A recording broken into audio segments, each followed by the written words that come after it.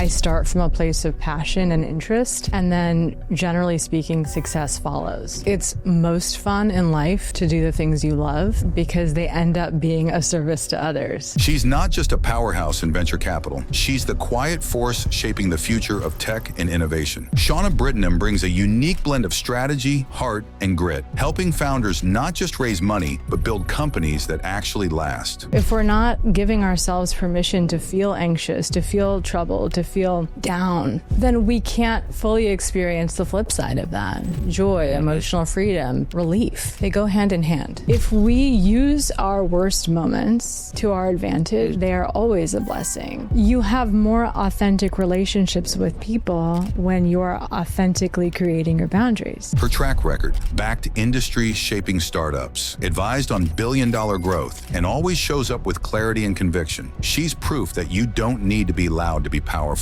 You just need to know your worth and help others realize theirs. So much of anxiety is our imagination. It's our imagination playing a mean game and thinking about the worst possible case scenario. That's what creates anxiety. Anything that feels hard will one day feel easier. I really believe that.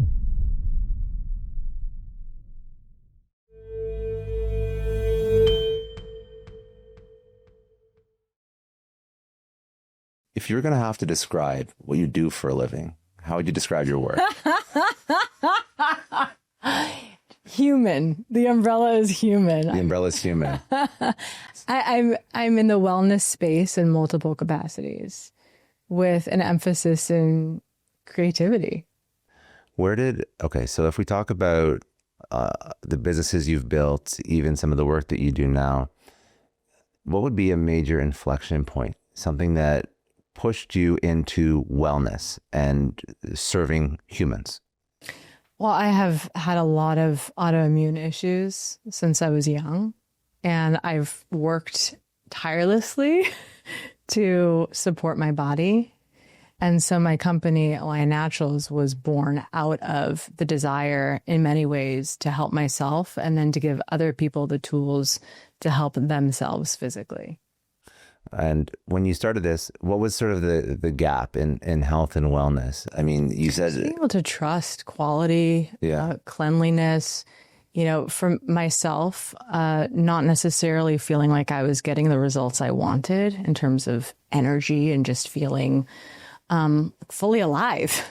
No, I think that if I look at all the different things that you've done, what I love about most entrepreneurs, but I think I really see this with you, is you've solved your own problems and then you've made those solutions sort of available to the world. And I think it's most fun in life to do the things you love because they end up being a service to others. Yeah. Versus thinking about how you can serve others and then reverse engineering it. I start from a place of passion and interest, and then generally speaking, success follows, right? So I'm never pursuing success. When you think about sort of your journey, even from a young age, so at a young age, when you were 19, you ended up in a psychiatric ward. So all of these things, and I want you to tell that story and sort of what it taught you and what happened there. But all of these things impact how you operate today. Even before we press record, we were talking about a lot of what drives people are events that happen early childhood. I mean, 19 is not so young, but that informs the work you do, how you operate, how you function, the tasks you take on. So what happened at 19? At 19, a lot of repressed trauma surfaced. From childhood? From childhood. And I think that all of us have incredible coping mechanisms to get us through life. And I was an overachiever. I started college at 15. I graduated college at 19. Moved to Boston, got my first job, was working at 19. And at a certain point, we all crash and burn when we haven't addressed the deeper layers that are fueling us. And in many times, are fueling our achievements even. So sometimes we present positively, and, the way in which the world receives us is with a lot of admiration and sort of with open arms based on what we've accomplished. But beneath all of those achievements, what's fueling us is something so much deeper, and it's not always positive, you know? And so in my case, if you were to look at my life on paper, you know, I had graduated from college, magna cum laude, and was, you know, working and living this really sort of robust, you know, rich life, spiritually rich life. But there was a lot under the surface that hadn't been addressed. And so it took a very long time for me both to sort of accept the nature of what I had been through and then to piece together a way to heal. And healing isn't linear the way creating a career isn't linear. Like we were just talking about how there are so many different unique paths to get to where we are, and every single thing we do informs that. That has been true for me in terms of psychological, mental, you know, emotional facets of what was required for me to get to where I am today, to a place where I'm integrated, you know, in all capacities. Yeah. Have a thriving family, Beautiful an abundant family, business, beautiful business, all of it. you know. But it took, I will say, it took a lot of time and a lot of very sort of creative approaches. What are the personality traits that would lead you down this path to have to go into this situation that were also the same personality traits that allowed you to be successful? That I think that there's an overachievement perspective. There's I don't know if you've ever thought about this, but I feel like they're not such different traits. I think that somebody who has all these neurodivergent, quote unquote, not normal traits, they can use it for good, or it can be self-destructive to them if they're not careful. 1,000%. I mean, I think for better or for worse, I'm a very authentic person. And so that level of authenticity that occurred when I was 19 was not something I would have necessarily consciously chosen. And like I said, since that moment in time, I have never been so honest in my entire life. Explain that though. Explain that. So it was that you felt like you weren't being honest that led you down this path, or? In terms of, yeah, in a sense, because when you're not fully embodied and fully consciously integrating trauma, in a way you're living, not a lie necessarily, Yeah. but sort of like an almost partially true version of your life, right? Like there was this huge part of my story that I didn't even have access to because I wasn't willing to fully commit to and connect with it. And so to allow that to surface in a really radical, sort of overwhelming way that maybe was difficult to metabolize for other people is something that occurred despite me, but it is my reference point now in the sense that I think many of us are still striving to be palatable to society, to our friends, to our partners, to our colleagues, to our customers. We want to be accepted. We want to be liked. We don't want to be rejected. It's a very natural, survival-based sort of human instinct. And it can prevent us from behaving and relating in a way that's fully authentic. So you stated that becoming the quote unquote boss of you, I guess ownership of your own life, it starts with confronting trauma. I believe that we all have experienced certain levels of trauma. And in my personal opinion, we don't have to relativize our trauma. It's okay to just look at your life and say, hey, I had a pretty wonderful life, or I had great grounding parents, but I'm prone to depression, you know, or an incident occurred where someone made fun of me when I was a little kid, and it really affected my self-esteem. And because of that, I've never been able to step into a leadership role. You know, that could be considered a form of trauma for a small child. Or I had a dad who was always comparing me to my older brother, never said I was good enough, you know, always made me feel like the underdog. Like all of these things inform how we approach the rest of our lives to some capacity, unless we're awake and able to see it clearly. But so how do you recommend people, that's where they start. Everyone has trauma to a degree. Where do they start looking? What is even relation? What did you mention? You mentioned relationizing. Well, we all tend to relativize, our experiences, right? Like you and I were talking before this about how what I've been going through or what someone else, it may not be as bad as what someone else has gone through. We don't need to compare our lives and our life story to anyone else's. What you've been through is what has shaped who you are. Yeah. And it, in many ways, has created the fabric of your being that has influenced your decisions and how far you've allowed yourself to go in your life. A lot of people even keep themselves from achieving because deep down inside, they believe they're not worthy of great things. Mm-hmm. And so for me, it began with actually really listening to my body. So in conversations and alone, really beginning to sense when I'm anxious or when I'm feeling down or when I'm lackluster or uninspired, and starting to understand the signals and messages of my body, because the body is always communicating with us all the time. Mm-hmm. You know, it's going like, this is safe, this is not safe, this is comfortable, this is not comfortable. And we have to, in many cases, distinguish between fear that has served a purpose at one stage of our lives, but is no longer truly relevant, and a truer system of knowing, a truer sort of, intuitive knowing that is informing us from a highly intelligent place. So that's a whole other, and I talk a lot about this in my book, You Are the Boss of You, is distinguishing between our true knowing, the deeper, higher guidance, within our own minds, and fear, because they're not the as same. You may know, yeah. They're not the same. And oftentimes we get confused and we confuse ourselves because we can't distinguish between the two. So there's going to be two conflicting ideas here. So one, you want to make sure that you're not too selfish and you serve other people in everything that you do.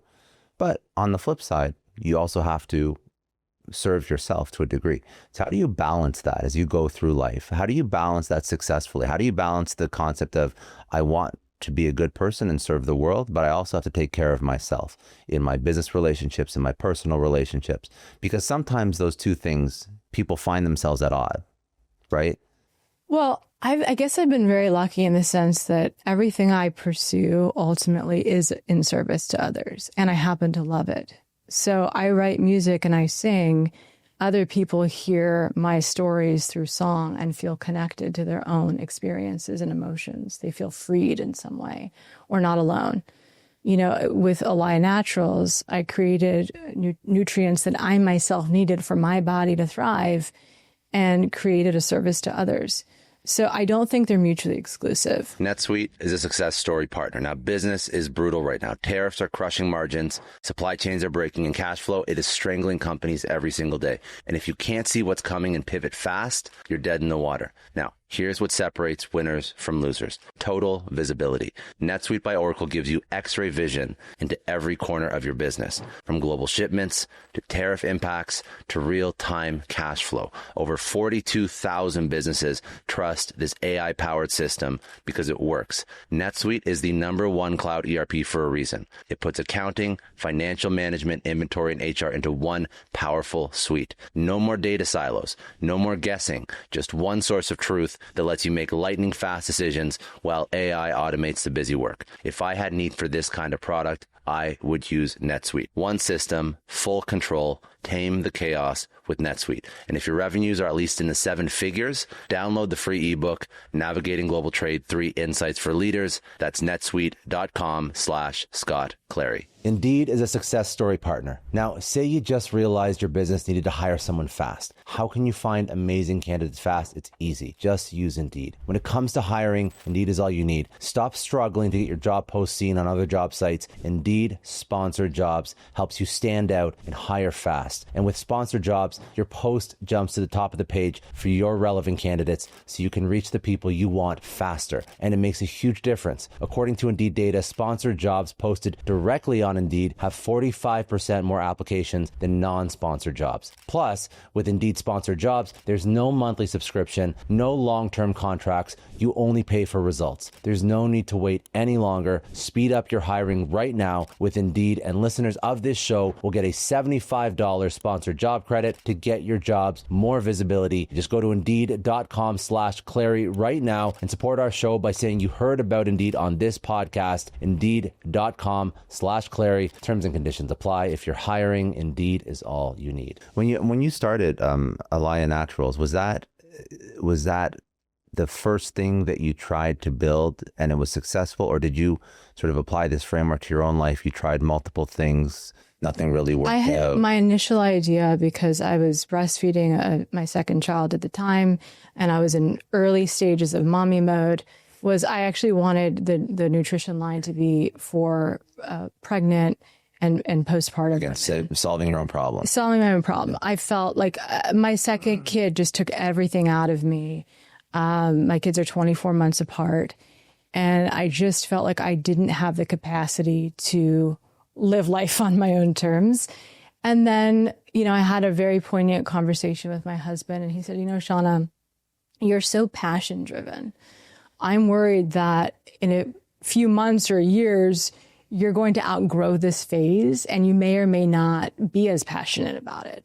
So why not create something that has more longevity?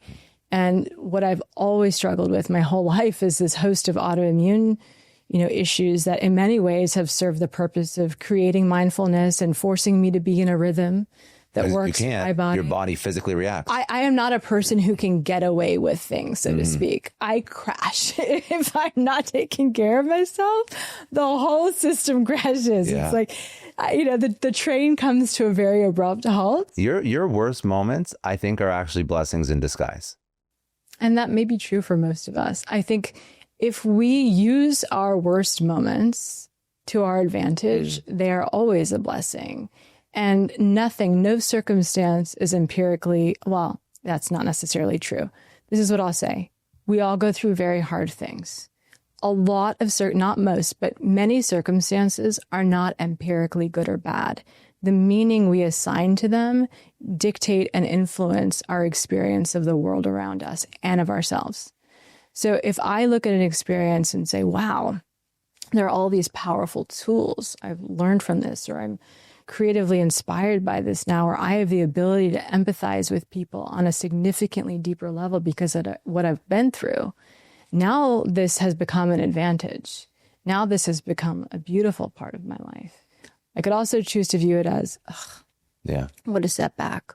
Like nothing's getting done, nothing's happening. This was so hard. Or I can say, because this was so hard, I'm now in a position to help other people more impactfully. Listen, it takes a lot of maturity to look at life that way. Yeah, because I know what you've been through even recently now, and to look at some of these setbacks as a glass half full silver lining moment. That's difficult. It's a choice. We always have the choice about how we perceive things, right? Perspective is always in our control. Circumstances, out of our control. How other people react, completely out of our control.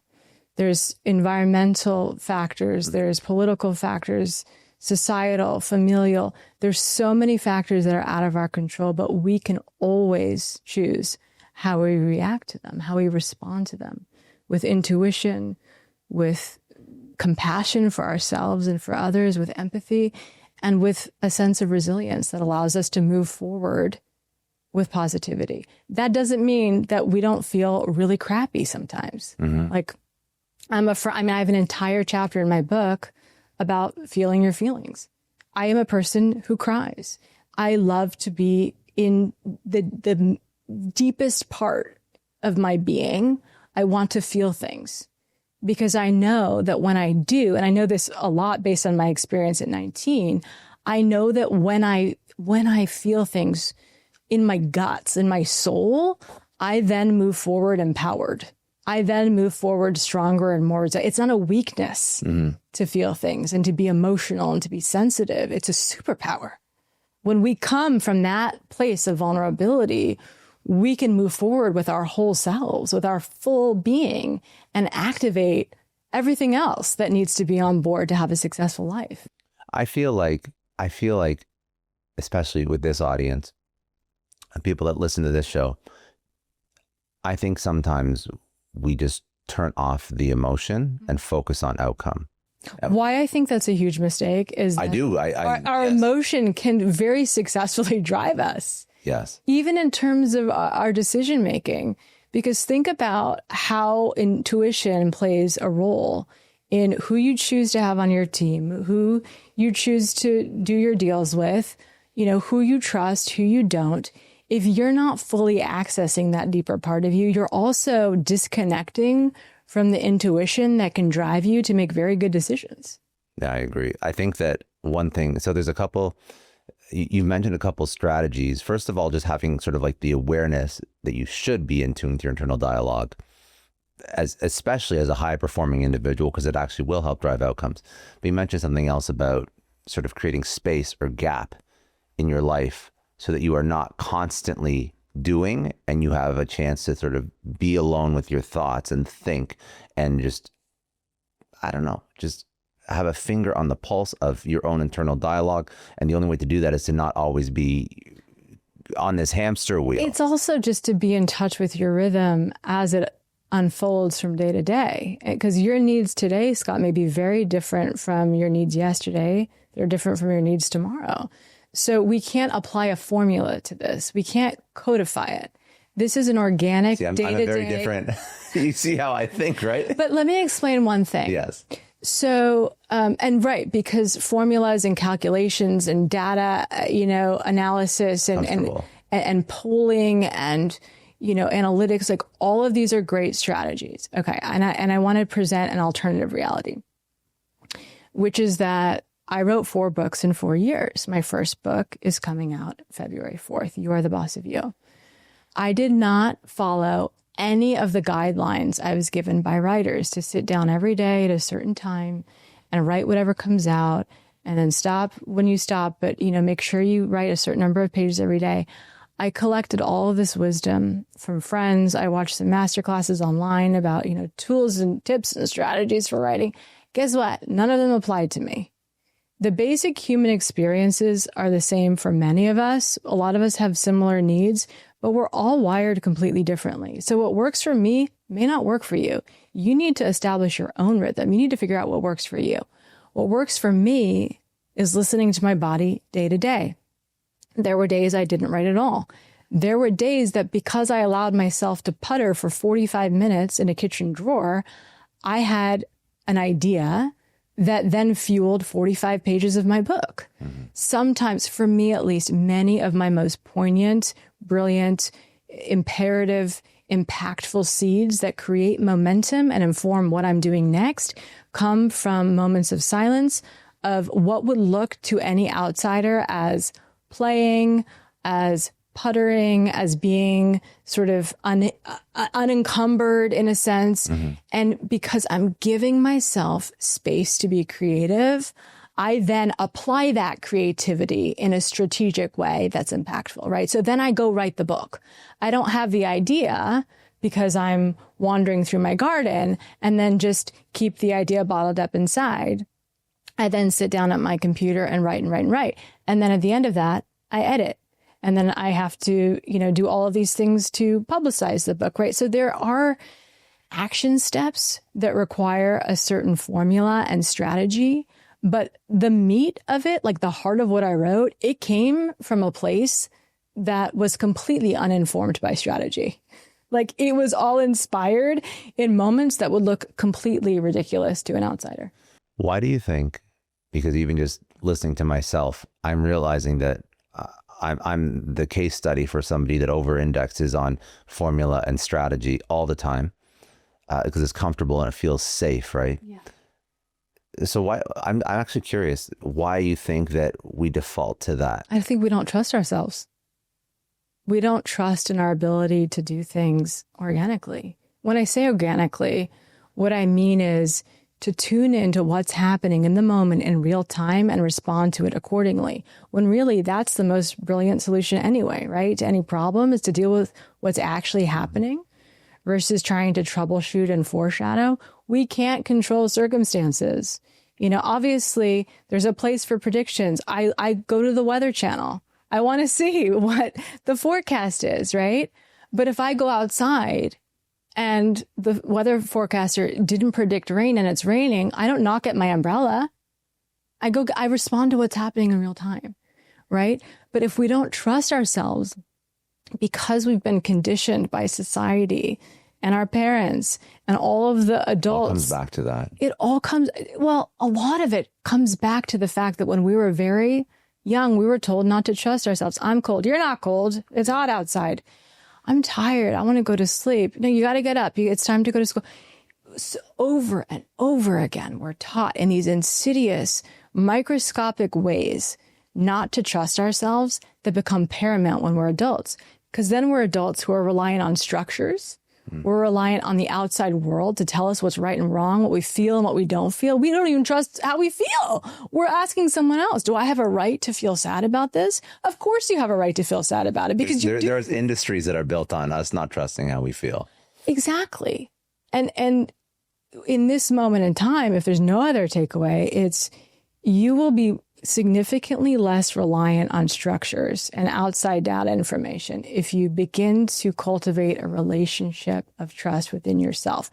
And step one is the internal dialogue. Mm-hmm. Starting to question yourself. Wow. Okay, I don't feel safe in this situation. Do I, why? What's going on here? Where am I feeling it? It's in my shoulders. Okay. Where is this coming from? Right today, I don't want to record a podcast. I want to do this thing. And then where is that coming from? What's driving that? And really to be in conversation with yourself. And then all of those other things become tools, but they're not a crutch, right? It doesn't mean you're not polling.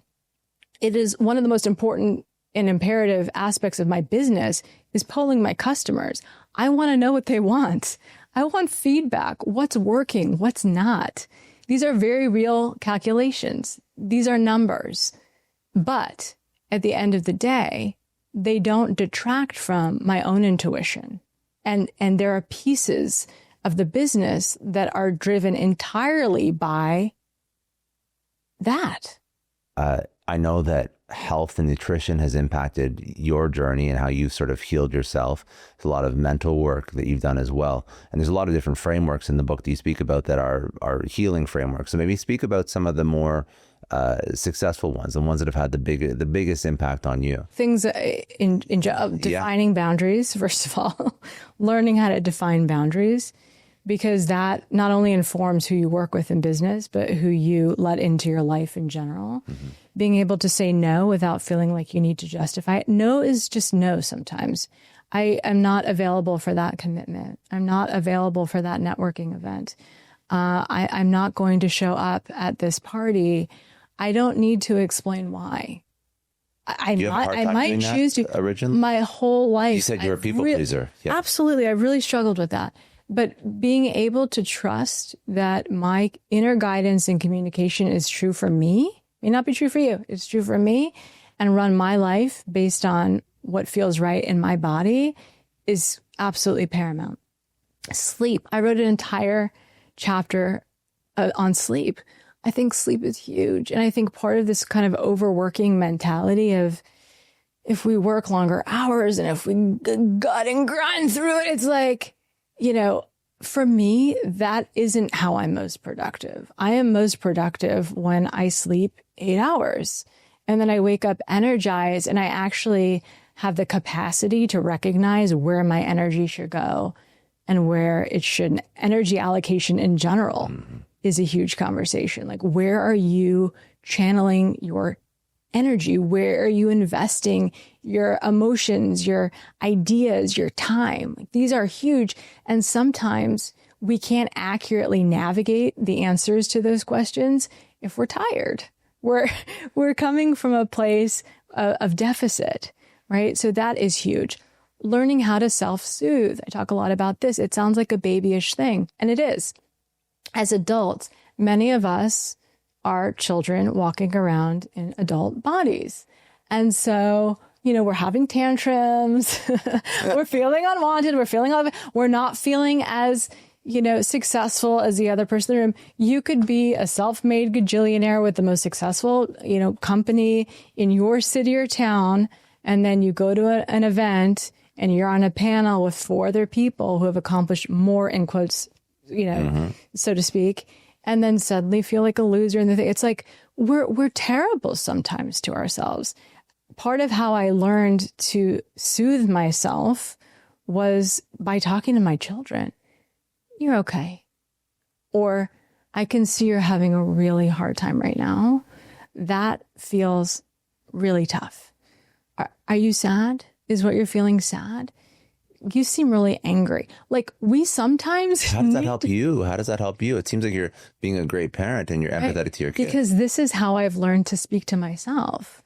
When I'm in a room full of very successful people who are expecting a lot of me, how I sometimes talk to myself is the way I would talk to my child in the simplest, most efficient, and not convoluted terms, which is like, you're okay.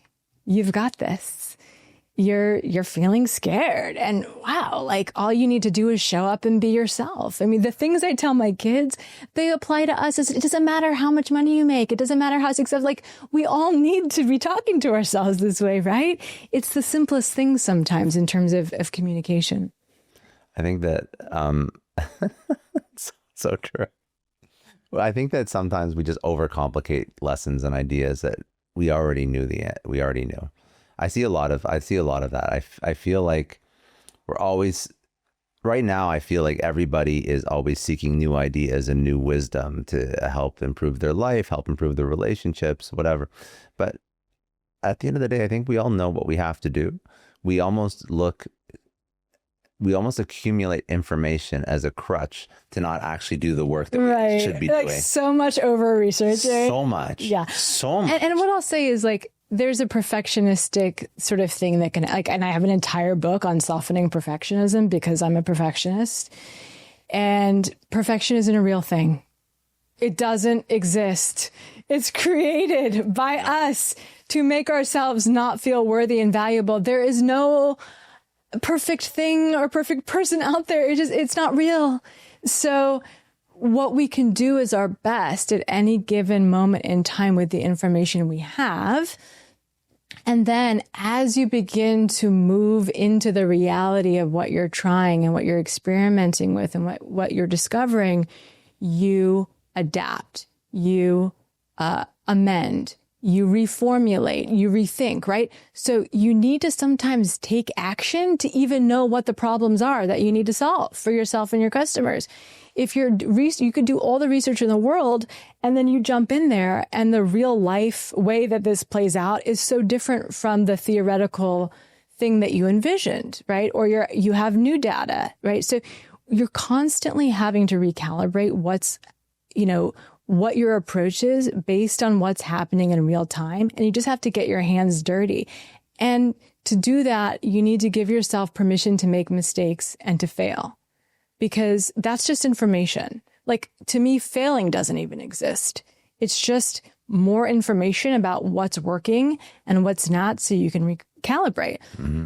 Sometimes I have a lot of friends in different businesses, very, very successful businesses and businesses that have been incredibly unsuccessful in the ways that we tend to measure success in a quantifiable, way. And by the way, some of my friends who had the businesses that flopped, because they flopped, had the idea to do the next great thing or learn something that was like the pivotal key in how they now live their entire lives.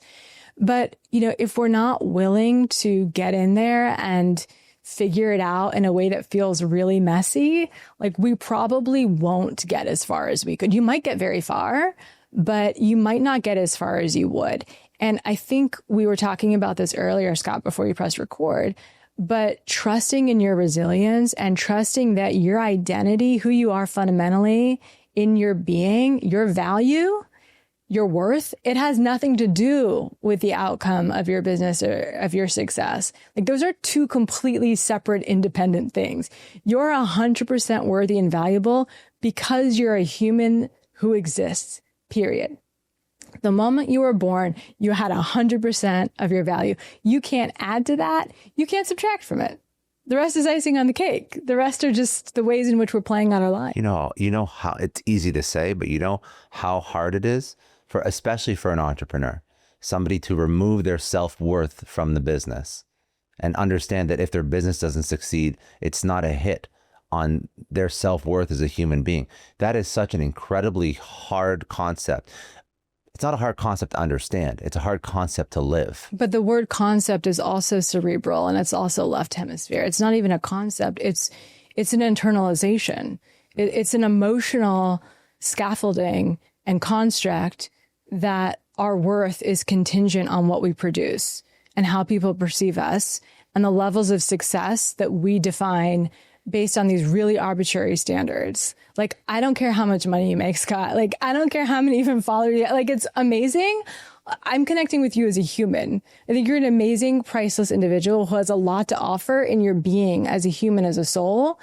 And what motivates us to create, I believe, ideally would be just desire to do something like completely wonderful and amazing. And as a consequence of that, other people benefit. Success sometimes happens because our motivation isn't to prove that we're enough or that we're worthy.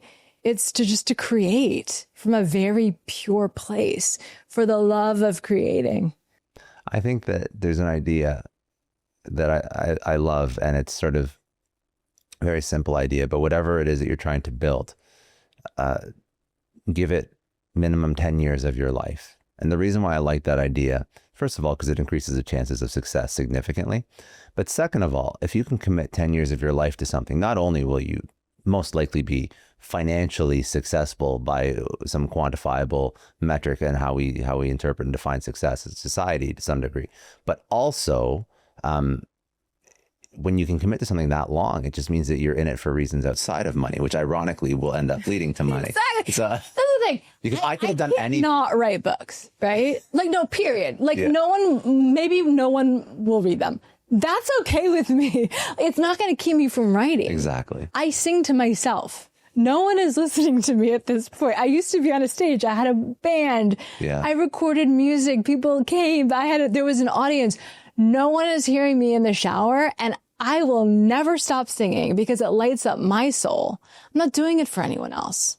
But guess what? Because I'm singing for the love of it in my house, my daughter has absorbed my music and now she's a singer herself. I love that. It's amazing how when we're energized by what we love, we set the people around us on fire. Yeah. And you can tell too. You can tell when somebody is actually living the life that they want to live. It's an inspiration. Yeah. We all want to feel good. That's the thing. Like, what you're looking for isn't really success. It's a feeling. It's an experience, right? So like, if you can identify what that is, you're one step closer, I think, to living a meaningful and purposeful life. I think so too. Right? I want to feel authentically expressed. I want to feel creative freedom and passion. Like, there are these things I want to feel. And as a consequence of that, I create. And I continue to broaden the base of, what I'm doing and what I'm pursuing professionally and entrepreneurially. But it's really motivated by this deeper place. I've thought about this a lot, even with the podcast, because this has probably been the quote unquote hardest thing that I've ever built in terms of revenue. It's much easier. I could go and launch a new product tomorrow and spin up a Shopify store, or I could partner with a developer and spin up an app. And I know how to build a business from scratch. So I could make a lot more money doing that in the first 6 months than I've probably done with the podcast.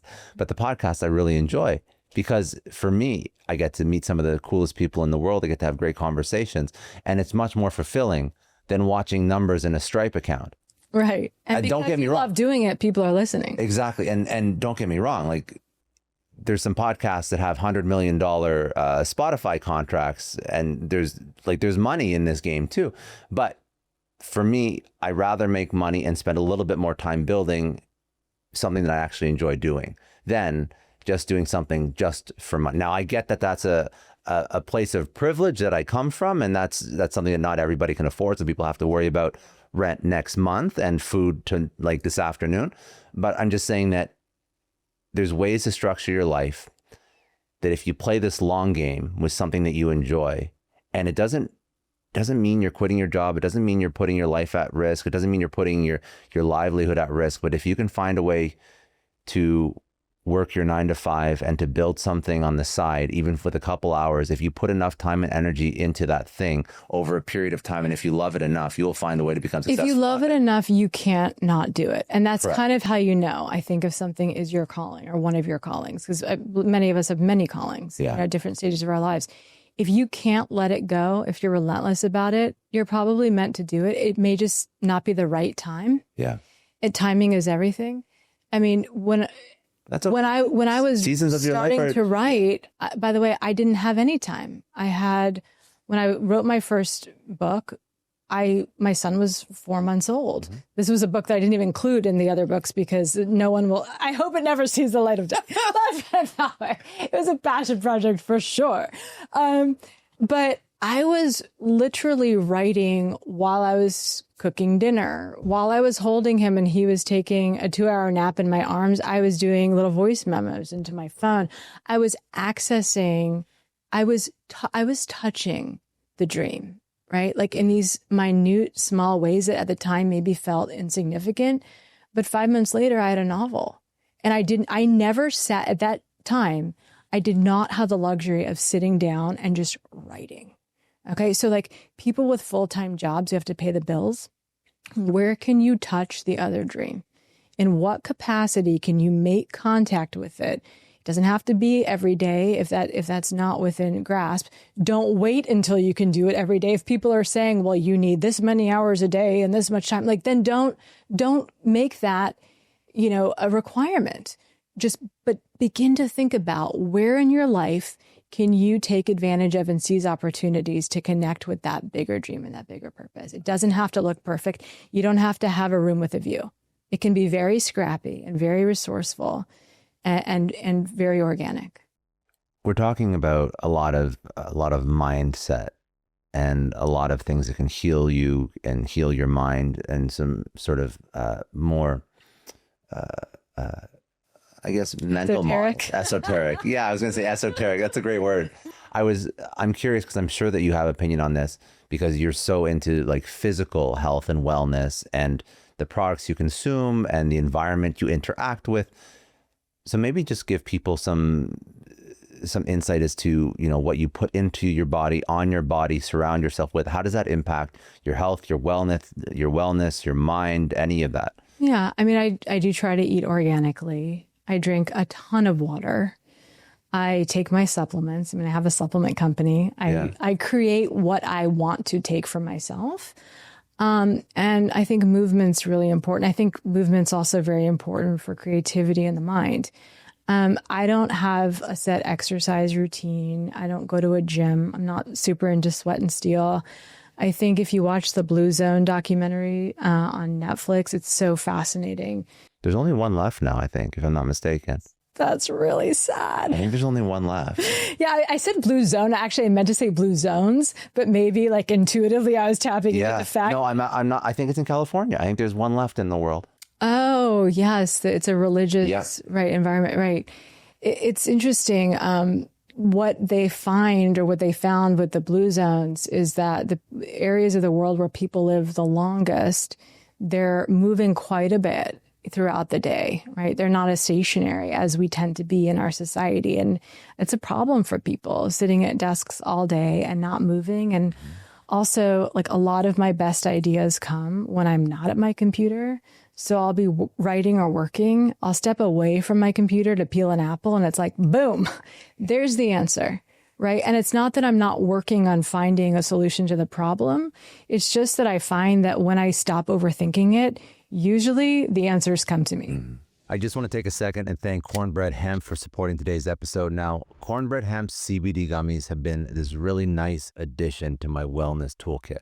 I don't use them every day, just when I want to unwind after those extra busy weeks, but they're perfect for those moments when you want to take the edge off and just find your balance, really just shut off from work. And what makes them special is how Cornbread Hemp crafts them. They only use the flower of USDA organic hemp plants. That's the best part. For the purest, most potent experience, no fillers, no artificial fluff, just clean, full spectrum goodness in delicious watermelon, berry, and peach flavor. I keep them in my nightstand for those moments when I just need a little extra help relaxing, and I love how transparent they are too. Every batch is third-party lab tested, so you know exactly what you're getting, and they put together a special offer for all Success Story podcast listeners.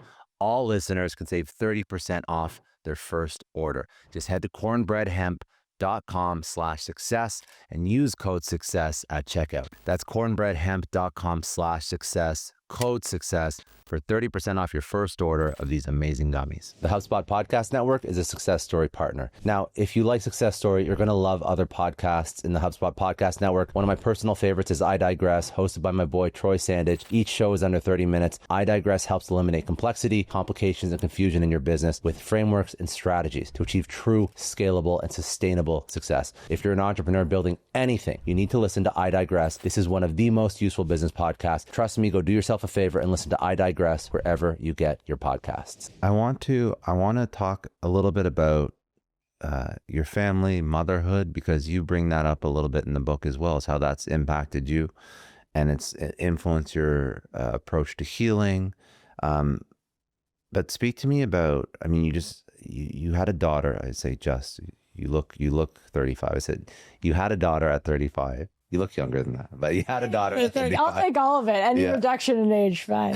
Yeah, give it to me. And some trauma memories surfaced when you had your daughter at 35. So speak to me about that part of your life, why that even happened, because that, if that happens to someone else who's listening, that could be like, why are these memories from my past coming up when I'm having a kid? What do I do with this feeling or this emotion?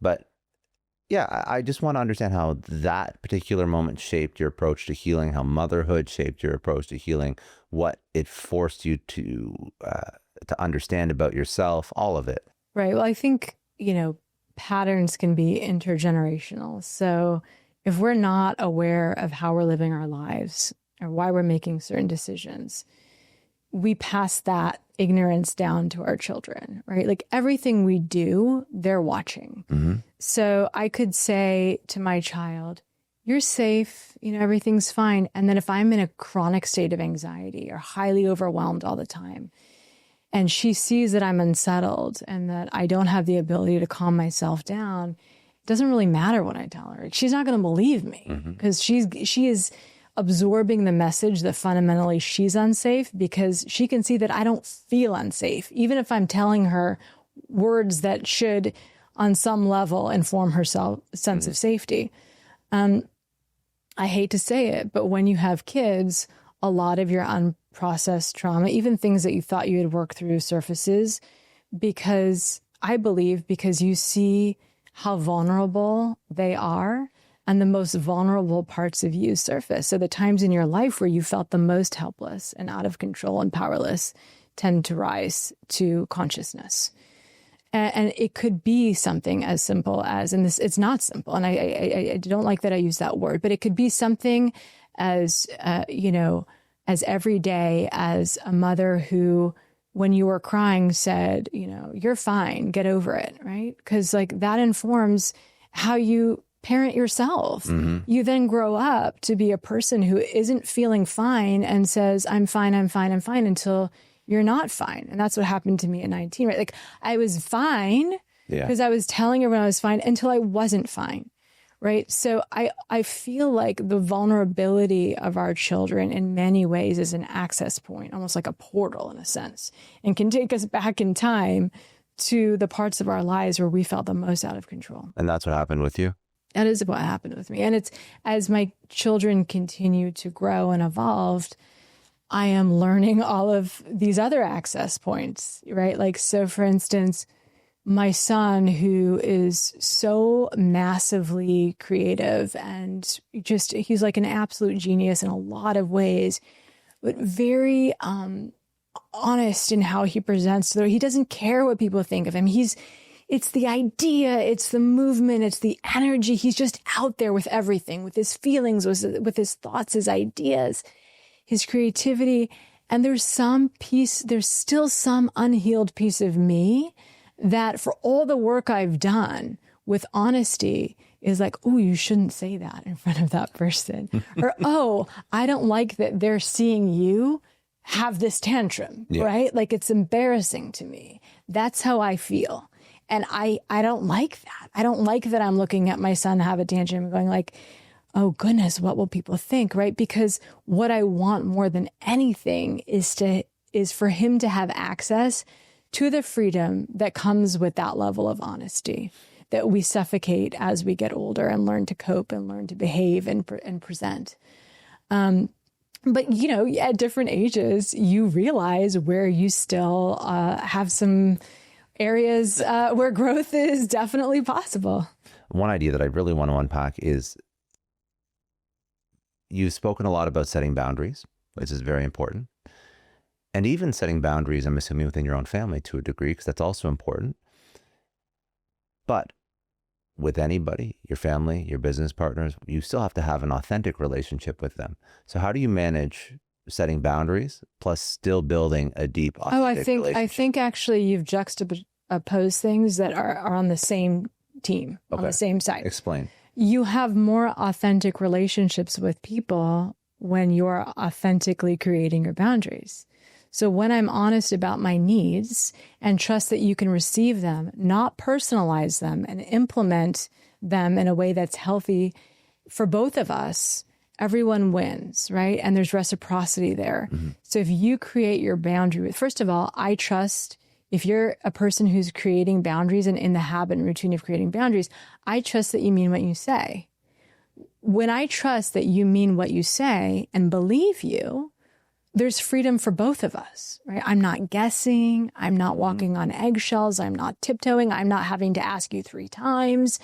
I understand that you are a person who is speaking and communicating your truth based on your real-time needs and desires.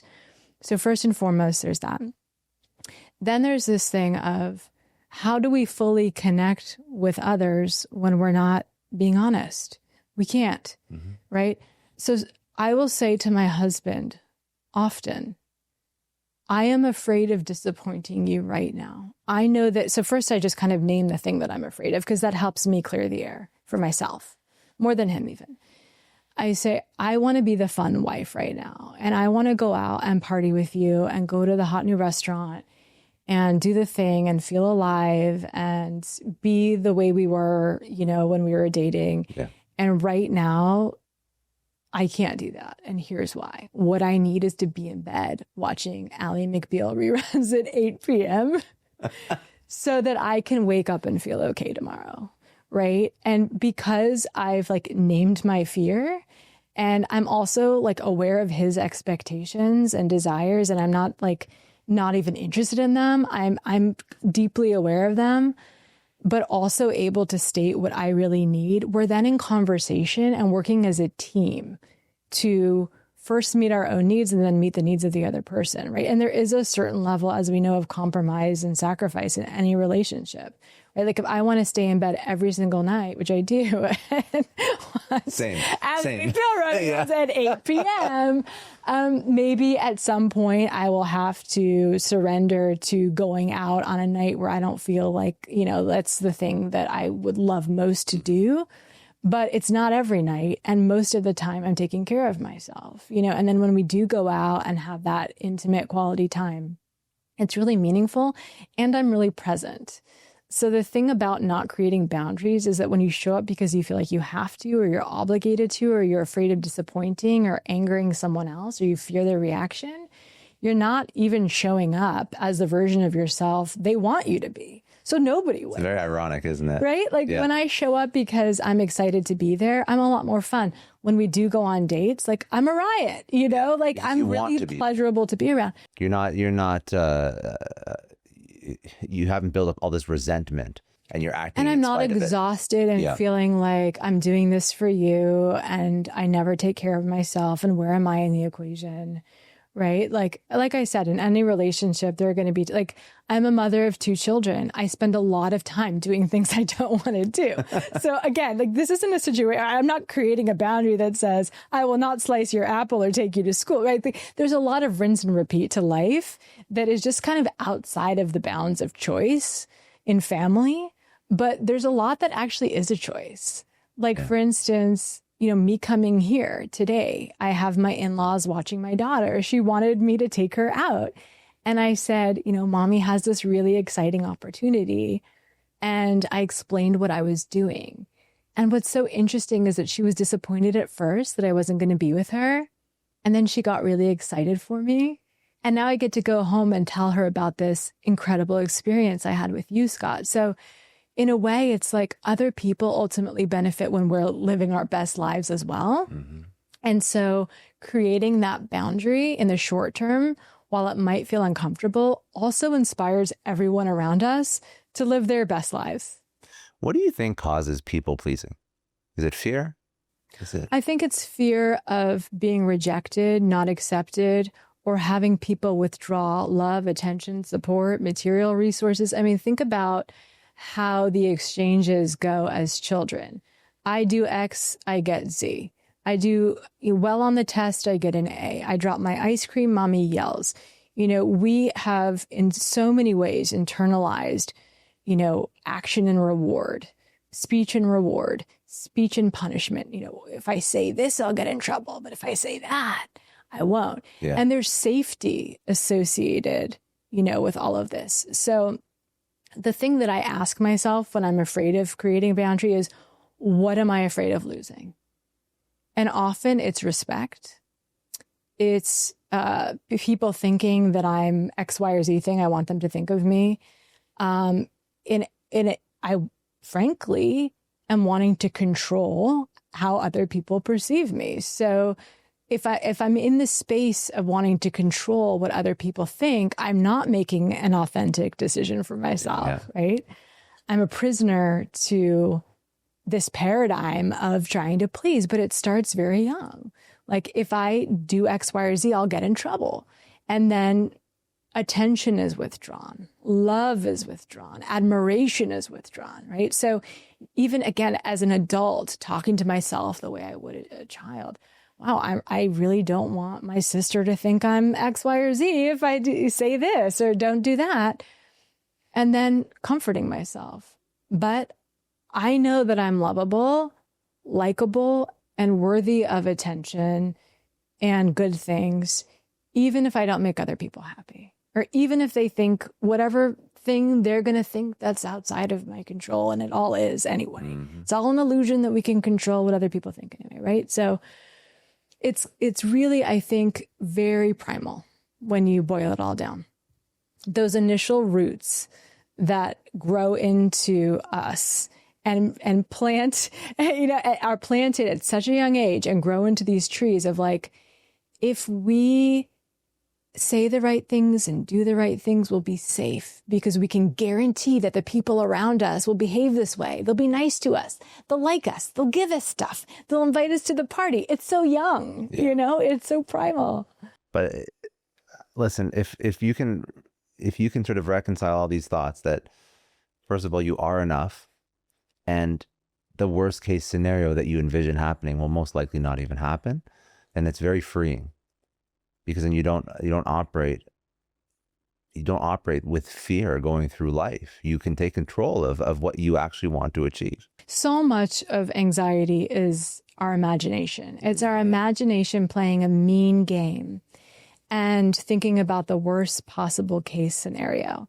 That's what creates anxiety. Yeah. Right? It's wanting to control the unknown and feeling like if we can micromanage everything, we'll stay safe. And the opposite is true.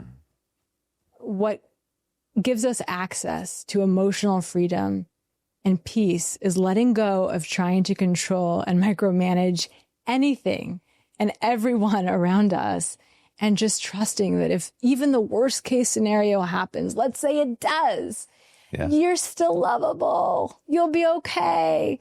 You will be able to give yourself the nourishment internally and the guidance you need and require to pick yourself up and move on. What would be, we spoke about a lot of different ideas and Be Your Own Boss and just in your life as well. What would be an idea that we haven't gone into, or a question that I should have asked that I didn't? Well, you've asked a lot of questions. I think the question that a lot of people have is fundamentally like, am I okay? And it's the simplest question. Like, we're wandering around at the end of the day, just wanting to know we're going to be okay, right?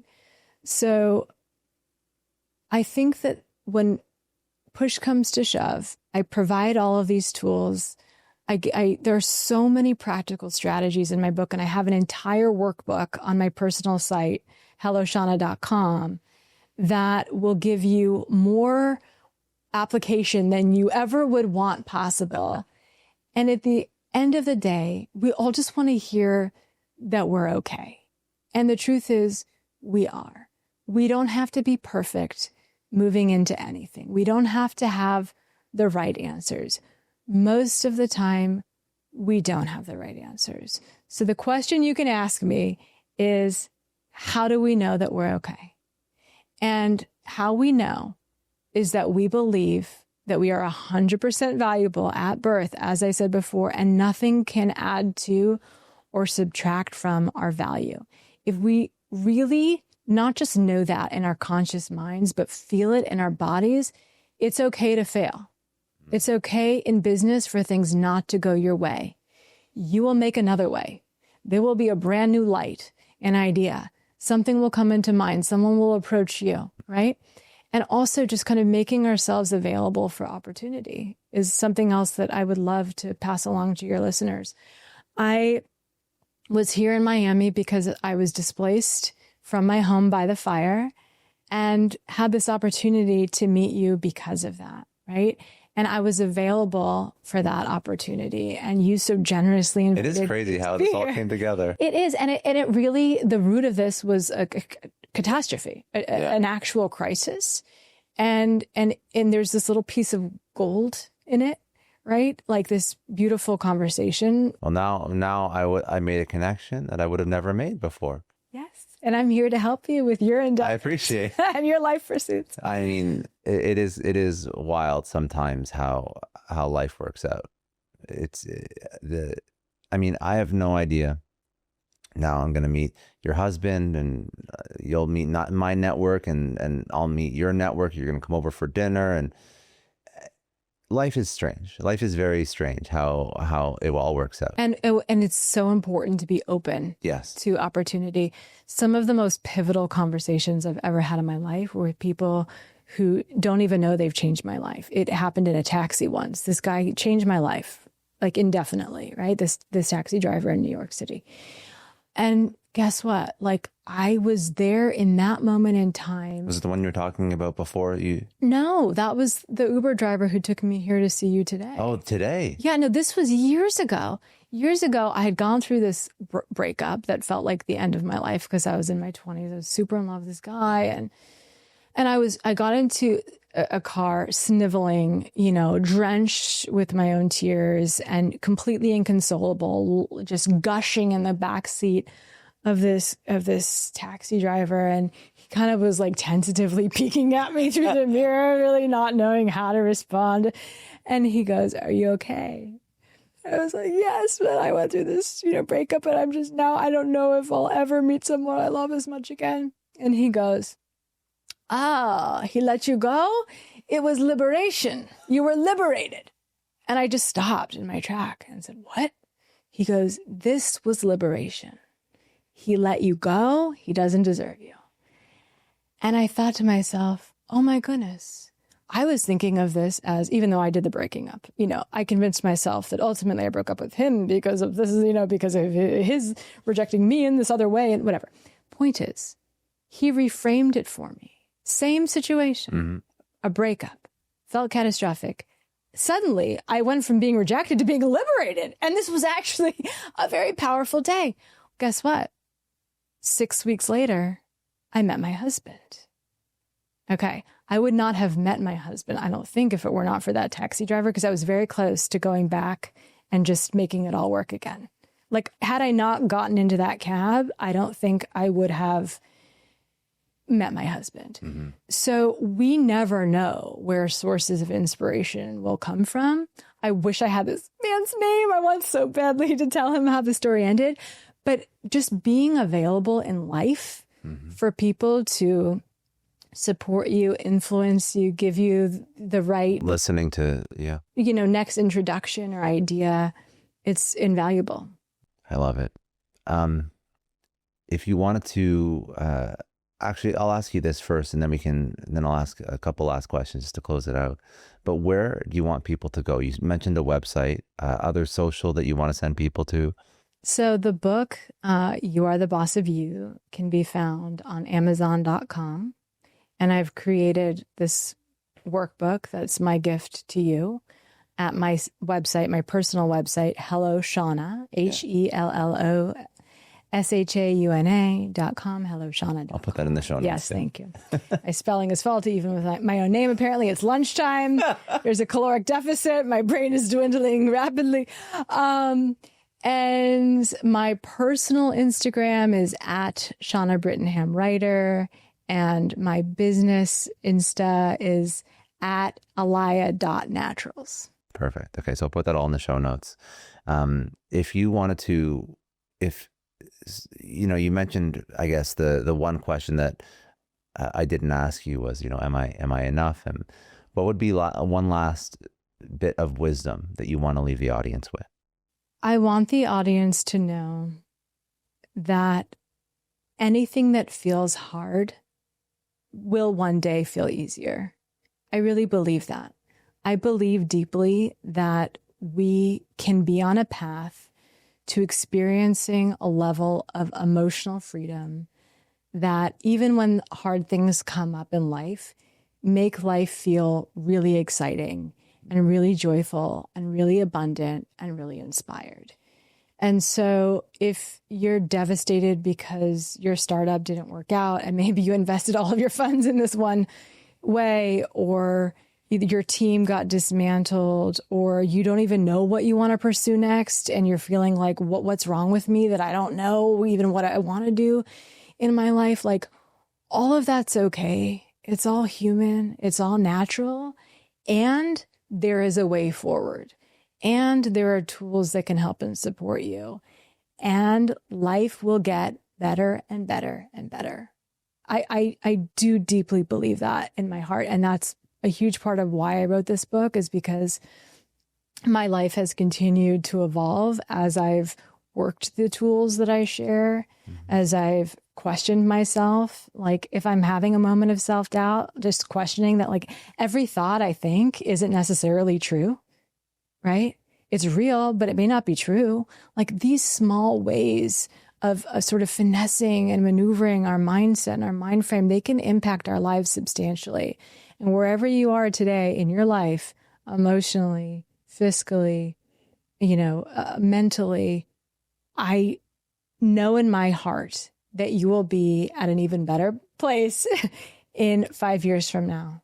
If you just continue to give yourself permission to access your feelings, comfort yourself in moments where you feel like you're not enough, and be ignited by passion.